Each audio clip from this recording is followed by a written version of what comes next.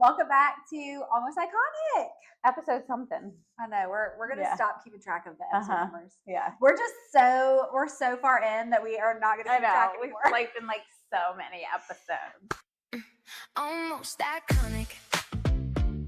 Taking action in the Okay, first a couple of things that we need to preface before we go any further. Mm-hmm. Our podcast mic was unfortunately hijacked for Dungeons and Dragons. If anybody has a nerd husband, he's proud of it. I'm not being mean. Dungeons and Dragons, apparently they needed the mic. So I showed up, we realized we didn't have the mic, so we're using our little tiny mics. So listen, Sophie and I say all the time, if something's going wrong on the pod, well, guess what? We're almost iconic. So it just flows and fits. It's true. We're not going to worry about it. Right? We're not going to worry at all. And today's actually going to be really fun because we're surrendering. I don't know what your thoughts are on AI, but we are surrendering this podcast episode to the whim of ChatGPT. And we asked Chat to review Almost Iconic, and Chat knows a little bit about us, and to ask us some fun questions. But I asked Chat specifically not to tell me what was next. So the last thing Chat told me was, and I won't tell you what's coming until you say go. Basically, Chat is going to interview us, and it's going to ask us one question at a time. We haven't seen the questions yet, so this is going to be all in the moment, and we're going to answer them, and we're going to see what happens. And it says it's going to be a mix of funny. Yeah. We'll see. Yeah. But I'm a little nervous, actually. Are you nervous? It's going to be funny. I'm a little nervous. I'm excited. I mean, I'm not nervous. I hope it's good conversation. I just had a brain moment where I stalled out when you asked me if I was nervous. You glitched. You're like, I mean, that's what happens. That's why when people talk about the self-driving cars, I'm like, I think electronics glitch more than humans, but we glitch too. So well, and I forgot to take my supplements this morning, and honestly, so this could get interesting because I might have a lot of those moments. Yeah, we'll see. It's gonna be very okay. Let's see what the first question is. I'm excited. Let's start. Typed it in. Let's see. 13. Okay, starting with 1. No peeking ahead. Question number 1. You've talked a lot on Almost Iconic about embracing your weird and how being more authentically yourselves can give other women permission to do the same. What is something about the other person that you initially thought was a little weird, but now you genuinely love about them? Both of you have to answer. Ooh, okay. I'm trying to think of what I thought was actually weird because I feel like I'm weird still. I don't know if I notice a lot of weird. That's the fact that I'm like, oh, you'll be my friend. Okay, what you came up with something? Do you think so? I don't know if I thought anything. I don't feel like I ever had an original wow, you're weird. Wow, you're weird. Now, the more I know you, the weirder I get. The weirder you get. Yeah, I do feel like we've definitely, the more comfortable we get with each other, almost the weirder we get. Do you have anything? I feel like you're worried to. No. I would directly say if I thought of something, I don't want to just make something up because I'm I literally don't think there was anything that struck me as weird. And you know what this makes me realize is that we both are so weird that we don't think each other's weird. I mean, but apparently ChatGPT realizes that we are weird. Yeah. Because it's asking us to figure out what's weird about each other. And we just embrace that inner weird. I don't know. Yeah. I can't.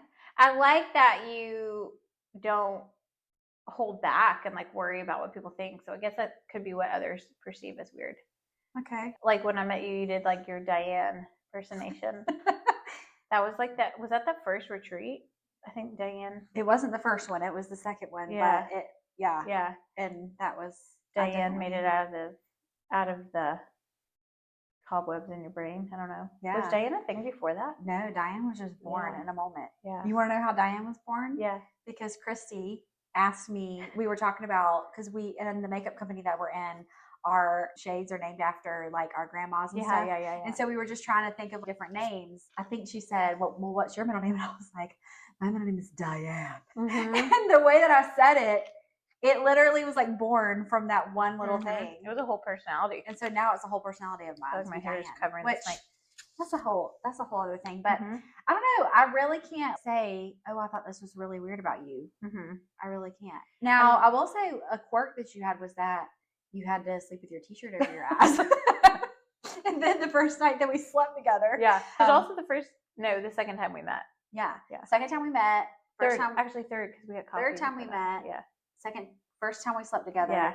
You had to sleep with a t-shirt over your eyes, and I asked if I could sleep with white noise. Yeah. And so you said that was okay, but then in the middle of the night, I didn't realize that the white noise changed to like a thunderstorm noise. That was a little. And so the next morning you were like, I can't do the thunderstorm. Yeah.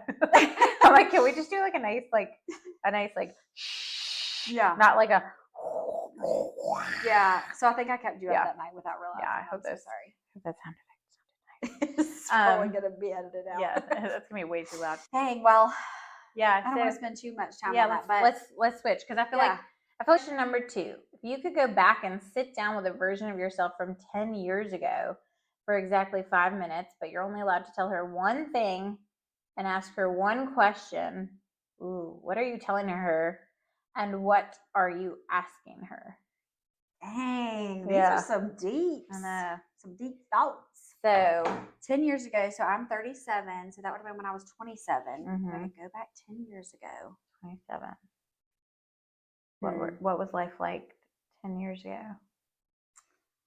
Well, 27, I think I was 27 when that was when I started like lifting weights for the first time and feeling like I actually was healthy for the first time ever in my whole life. That's empowering. 27, I was living in Richmond Hill. Here. I would go back and tell her that Sophie lives in Richmond Hill. Wait, did you live in Richmond Hill? 10 You didn't live in ago. Richmond Hill. Okay. Wait, when did you move out of Richmond Hill? 2020. See, I moved here in 2018. We were living in Richmond Hill for 2 years together. Wow. We didn't know each other. That's so crazy. Crazy. Okay, if I could go back, let me see. It says, what are you telling her and what are you asking her? I wish that I could remember exactly everything that was going on in my life at 27. But I feel like I'd probably want to tell her that God is going to ask you to make a big move and don't be scared and give Adam time to adjust to the idea. Because that was before we sold our house and lived in the camper. Yeah. But I don't know what I would ask her. Yeah. That was a very good question. I How about know. you? Oh, I'm trying to think. So 10 years ago was 2016. I didn't even have my 4th. So I didn't have Elijah yet. And Caleb was 2. I'd started my journey in entrepreneurship. I was teaching fitness classes.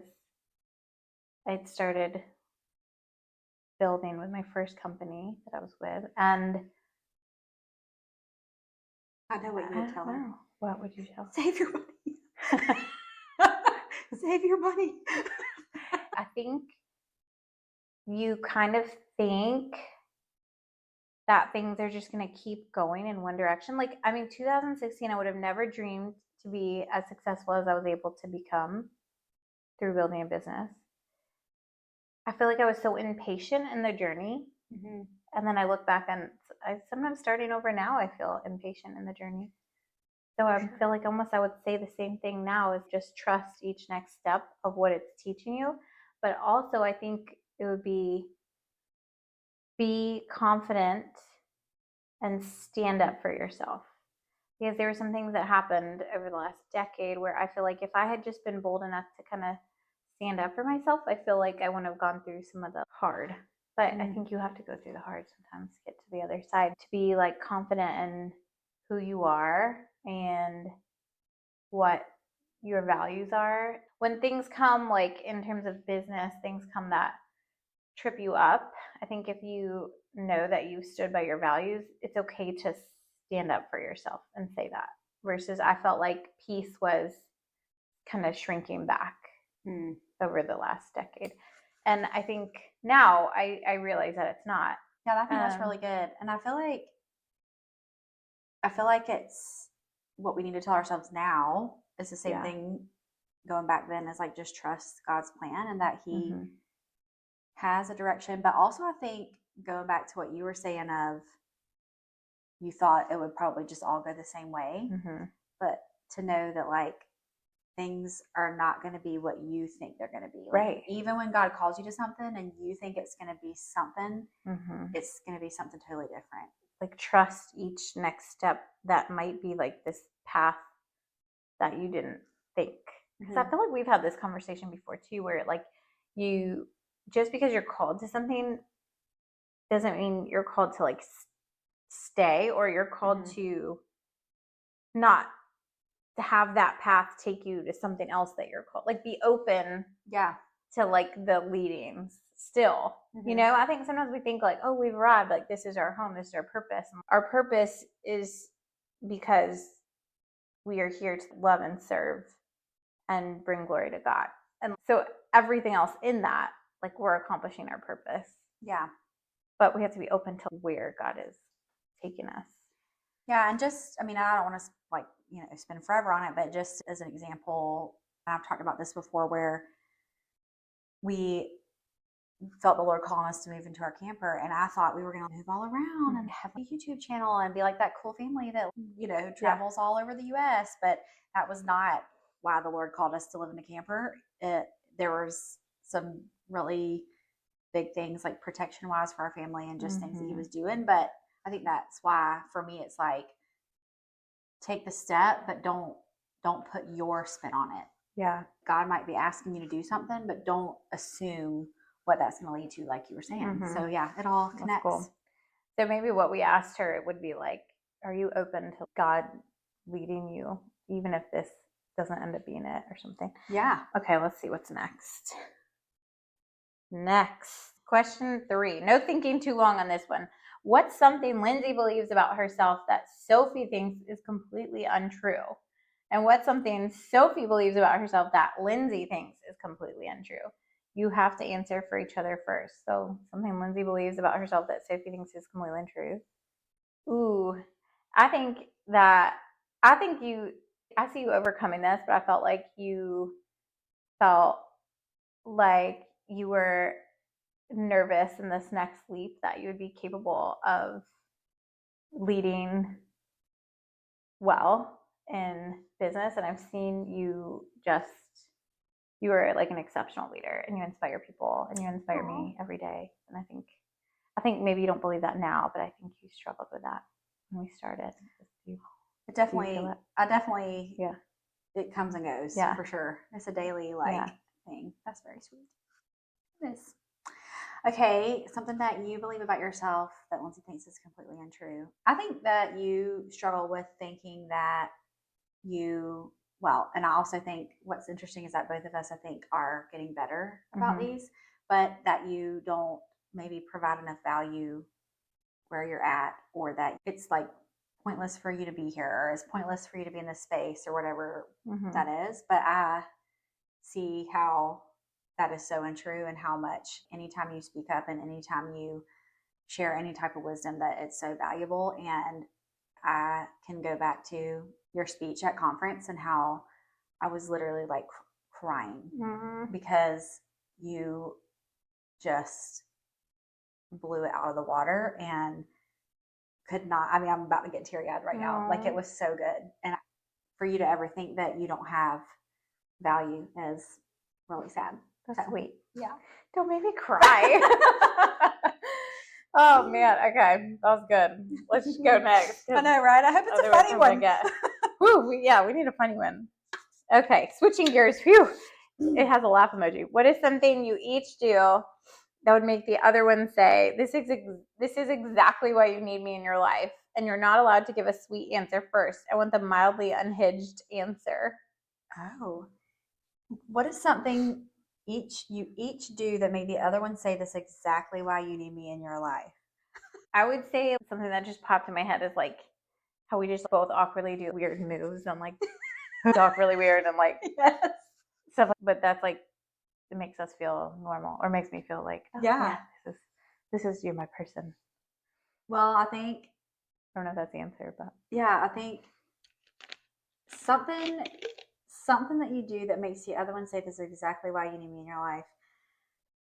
I mean, I feel like it kind of goes back to the last question that when we're struggling, the other one sees the good. Yeah, I mean, I know it the says not the value. sweet answer, but Yeah. also I think like it goes both ways where I feel like you can be more scattered and I can be like more like that, like keep us on track. Yeah. But then sometimes I'm too structured and you're like, it's okay. Like it's gonna be fine. Yeah. We're gonna like, whatever. So I feel like we balance each other out on that.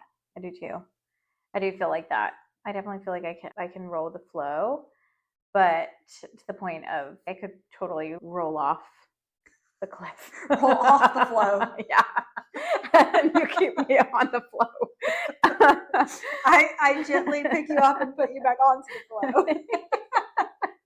Guys, if you could see what happens before we hit play on this podcast, like the chaos, the utter chaos that it is. Keeping the kids situated. It's like herding cattle. The dogs. The dogs, getting them in their places. And then seriously, we started the podcast today, and right when we were like, because we were like, hi, welcome back. And the dogs are just like barking, so we had to start over. It's like a whole thing. It's like the things that you don't realize are happening behind the scenes. Yeah, but it's just we're doing it, but we're showing up because we feel like there's a purpose in showing up and helping you realize you're not alone, and that it's worth taking action in the almost like.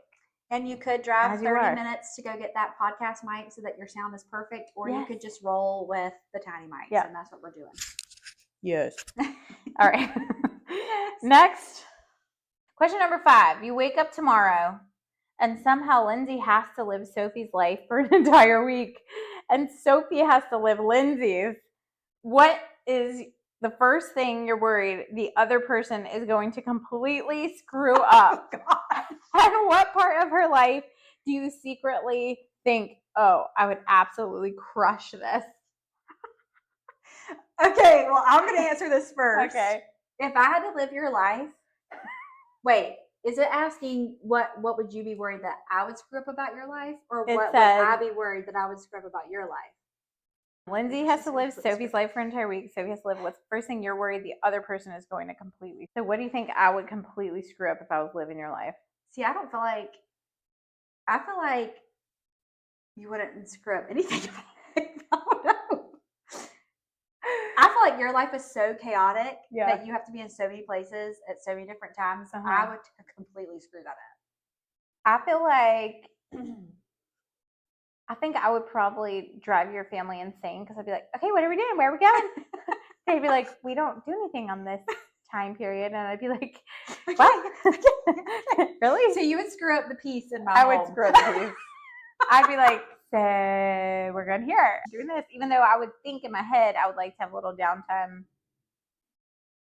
I would definitely crush getting Jovi where she needs to be, like gymnastics. You would. I feel like I'm a killer on that. I can carpool. I can because it would be one person to one thing every week. What do you think you would screw up here? I guess I'm supposed to answer what you would screw up here. Yeah. That sounds so cruel. I feel like I think you would lose your mind. Because we're a loud bunch. We're a loud bunch. I think you would have fun with it. I think everybody would enjoy it. But I think everybody would get into line pretty quick. I feel like you'd be like, okay, we're like, you guys are dilly-dallying and we got to pull it together. I would be a drill sergeant, is what you're saying. I think you'd be sweet, though. You'd be sweet in ways that I'm not, because I'm just, like, used to kind of going. But I'm also feel like, I'm always like, yeah, well, 5 minutes, we'll do that and whatever. And like, I feel like you'd keep things in line. See, God knew that I did not need to have a bunch of children because I would be like, Wah! Yeah. And we were just talking about this, how I hit a wall at night. I would probably be hitting my wall much earlier in the day. My wall would come up at like 3 p.m. instead of the normal like 8:30 p.m. Yeah. Yeah. I definitely hit my wall though. I've gotten better at lately being like, listen, I'm coming up, I'm gonna hug whoever's in bed now, and then I'm gonna sit on my butt and I'm done. Yeah. And I'm like, I'm gonna wash my face and I'm done. I've gotten better at trying to put my foot down. That's good. Yeah. See, I just know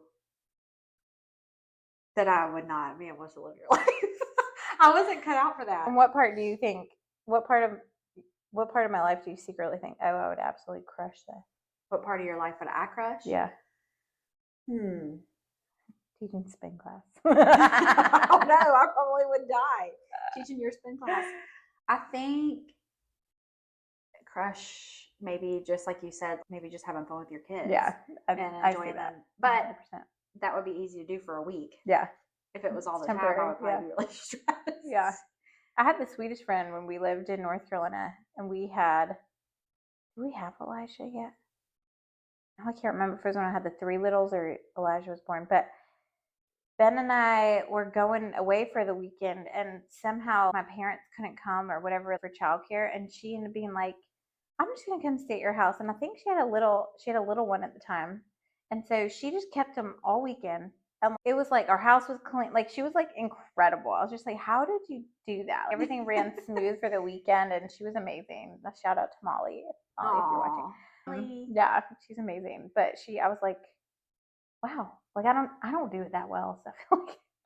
Well, also you have to give yourself grace that if she was coming in for a weekend, oftentimes when it's not your space and it's not your children, it's easy. Children are often better for other people than they are for their moms. So true. I think if I lived your life for a week, the house would be atrocious. I probably would not cook, so your kids would be like, where is the home cooked meals? Yeah, it's interesting. Yeah. But you'd still have Ben. Ben's a good cook, so yeah. Unless we had to swap husbands too. Like, it was like you and Adam came here, and then Ben and I came there. If we swapped husbands, that'd be interesting. If we swapped husbands, you and Adam would be spending all the money because y'all both would be like, where are we going now? What are we doing today? Where are we going to go? What are we going to do? And Joey would be like, I'm tired. Yeah. I don't really know enough about Ben to know if he would be like, yes, let's chill. Yeah, he would. Yeah, he'd be happy. Yeah, it'd be probably, I feel like, because opposites attract. So it'd be like, it's probably that it would be like, oh, this is nice. And then it'd be like, wait, you're kind of like me and boring. Yeah. Oh, so you think I'm boring? Yeah, exactly. No, the truth comes out. No. I'm saying if you're with someone that has the same personality as you. I'm just really kidding. But I feel like that's where, like, even as friends, you usually attract like opposite kind of personalities. I mean, we're equally weird, but we definitely have some like we are very different. Yeah, pretty big differences. Ways. Yeah. Question number 6. What's a moment from the last year when you were so sure you knew what you wanted, and then either getting it, not getting it, or having to wait for it made you realize, oh, that wasn't actually the thing I needed? Interesting. I feel like there's a lot of this. Yeah. It's like the lifelong lesson always. Yeah, it is. I mean, because I feel like we're like, the company that we're both founding partner mentors with is like only 2 years old. But actually 1 year publicly. Yeah, 1 year like public launch. So we just are celebrating our 1 year birthday. So I feel like we definitely have been in that season in terms of business wise, where it's like sometimes you want it to pick up quicker. Sometimes you want a moment to slow down. Sometimes you want to skip ahead of some of the learning curves of like, like this thing broke or whatever, and that's business wise. Okay, let's move on to the next question. Next. Time for a potentially dangerous one. Ooh. What is one opinion you have that you know the other person disagrees with? Ooh. And you are willing to defend it right now. No safe answers. You each get 30 seconds to make your case. The people pleasing in us is like, I know. I'm like, do we? Because we're going to offend someone. Okay, what about, one opinion that you have that you know the other person disagrees with. There's there's 2 things that I'm thinking of. What? I'm thinking of that, but I feel like I don't know if I want to say it because I don't want to ruffle feathers on this podcast. Hey, whatever. Okay, well, I will sometimes say speak it, speak it, but I mean it in terms of like Well, wait, who am I supposed to get 30 seconds to make your case? Okay. So you disagree with when I say speak it, because I think about it as like,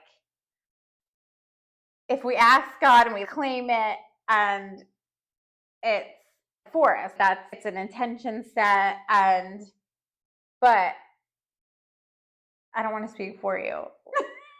But I can speak. You can just speak to why you believe it, and then I can so I feel very comfortable with that expression, and I love kind of being like, yes, like let's claim it, let's speak it. And I think it's because my like mindset behind it is different than what that could mean. Right. And that's where I feel like Lyndsay disagrees with what it potentially could mean when you say that. Do you want to get into it? We can. Or you don't have to. I mean, it's just 30 seconds. Yeah, one person 30 says seconds. it. Why I do not like having the mindset of like speak it into existence or speak it out loud so that it'll happen, because to me, I feel like 30 seconds is not very long, because the background of this is that I had a family member in a lot of deception. And that was one of the things that was constantly being told was like, speak it. Even bad things, like if she thought that she was sick and had a sinus infection, she didn't even say that out loud, because it's like just saying, oh, I have a sinus infection means, oh, you've now claimed that you're sick. And it's like, you were sick regardless of if you said it. Yeah. So to me, I feel like if I go in that direction of like, oh, well, if I say this out loud, that means it's going to happen because I've said it. It's like, but where is that playing into like God's will for, you know what I'm saying? Because I could say like, I'm going to be a millionaire next week, but it's like, speak it. Well, just because I'm saying that doesn't mean it's going to happen. So I feel like your heart on it is different than what I'm against in it. I can understand what you're saying, but I mean, I'm even against, I don't even like vision boards and all of that stuff. Like, all of that stuff is like, for me.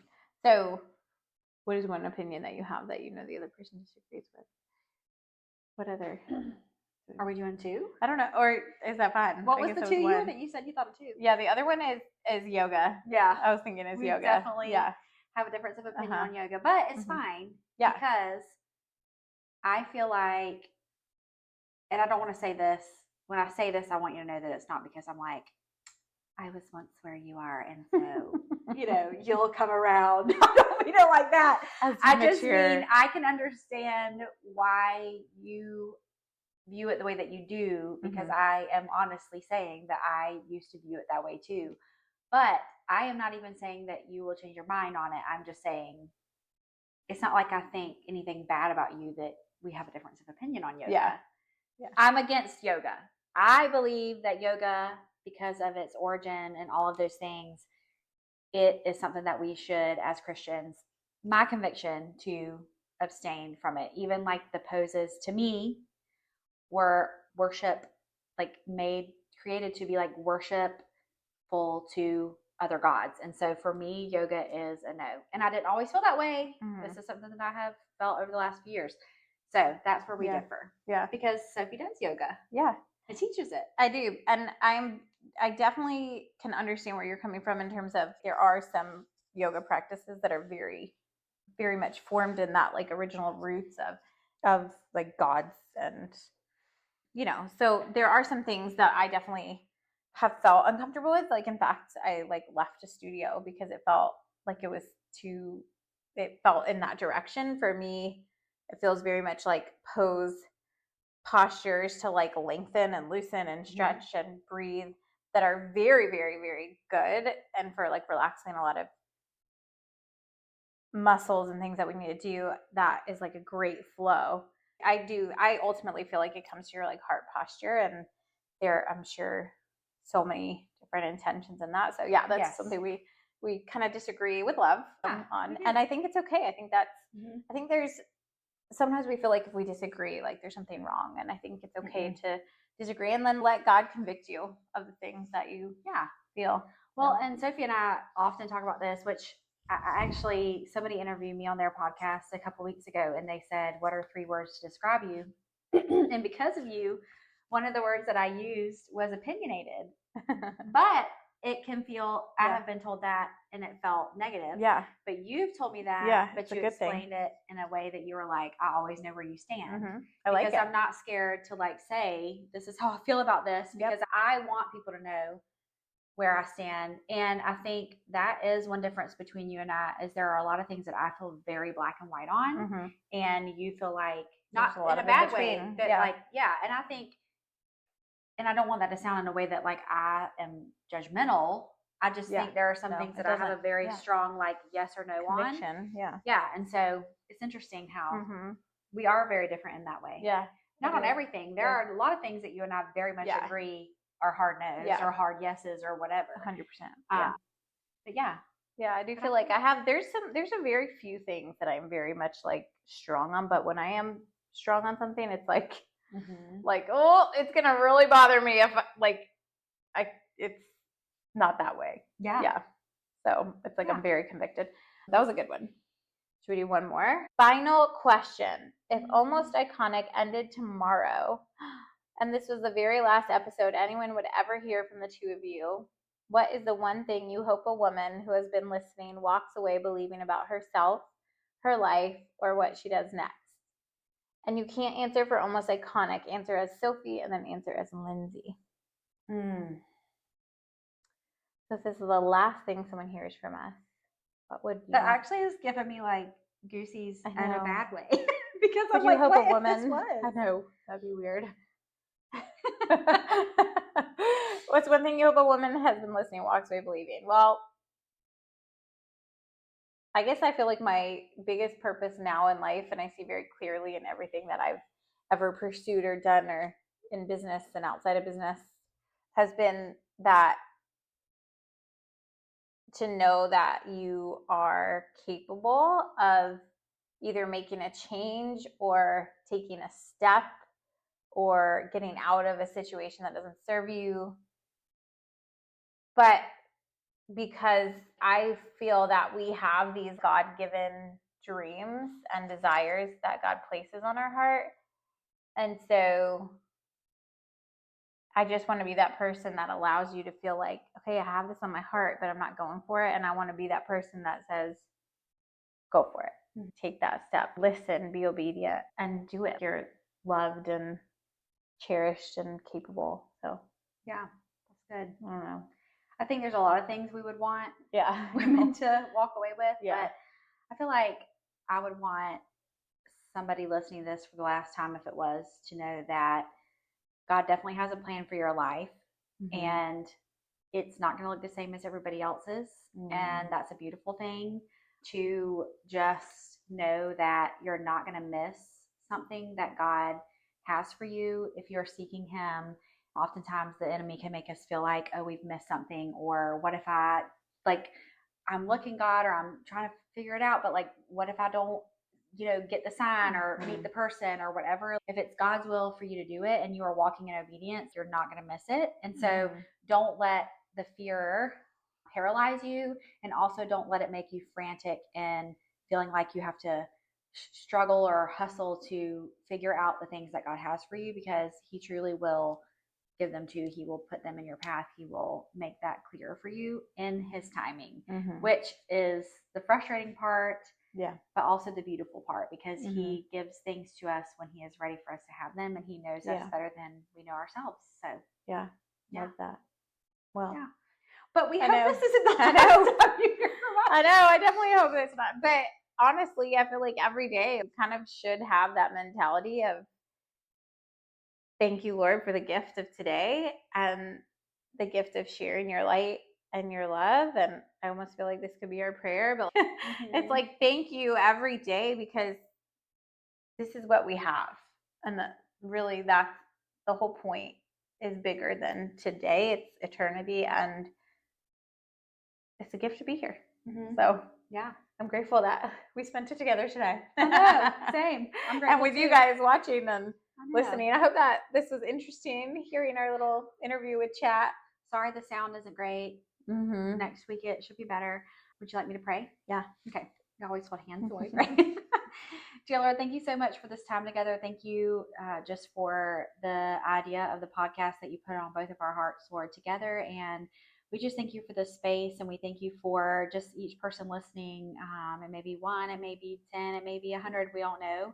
But we just ask, Lord, that you would bless each person, and to know that you do have a path for their lives, Lord. You have so many good things for them, Lord, that it's not going to always be easy. We are not ever promised an easy life, Lord, but that you are with us each step of the way. And we just ask that you be with each person, Lord, if they are struggling to know what it is that you would have for them to do, Lord, that they would just know that you were going to lay that out for them, Lord, not to feel worried or hurried or any of the things, Lord. And we just ask that you bless each person, Lord. Be with Sophie and I as we go about our week, Lord. Be with our families. And we just thank you for this blessing. In your name we pray. Amen. Amen. Don't be worried or hurried. I know. I was like, get it. Don't be worried or hurried. That's it. That's the message. All right. Well, we love you guys. Thank you for being here. See you next week. Bye. Bye.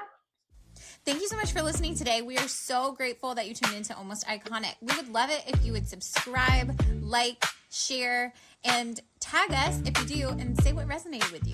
We love you guys. Love you. Yes to all of that.